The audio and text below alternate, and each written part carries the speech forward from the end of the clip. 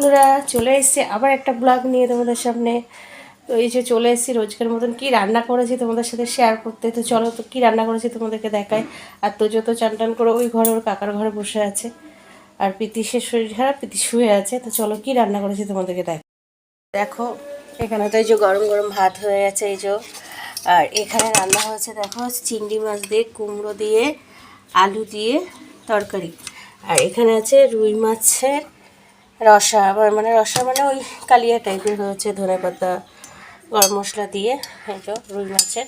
আর এখানে হচ্ছে তোজো সরো এখানে আছে এখানে আছে একটা কি ভাজা তরকারি আছে, চিংড়ি মাছ ভাজা। আর এখানে আছে চিংড়ি মাছ ভাজা, এটা হচ্ছে কুচো চিংড়ি, একদম কুচো সেই চিংড়ি। আর এটাও চিংড়ি মাছের ভাজা, আলু দিয়ে চিংড়ি মাছ দিয়ে ভাজা করা হচ্ছে। আর এখানে চিংড়ি মাছ ভাজা আছে, ওই কী চিংড়ি বলে সেই, মানে একদম কুচো কুচো আর কি।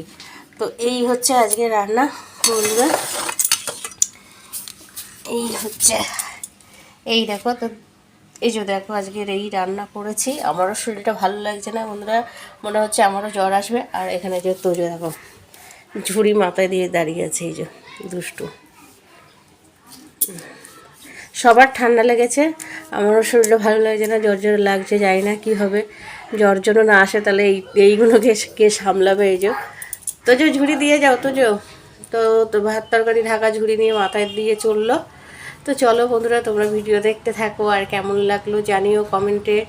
এখনকার মতন টাটা, সবাই ভালো থেকো আর সবাই সাবধানে থেকো। এখন কিন্তু ঠান্ডা গরম এরকমই পড়ছে, একদিন ঠান্ডা বেশি পড়ছে, একদিন ঠান্ডা কম পড়ছে। তো সবাই কিন্তু সাবধানে ভালো থেকো।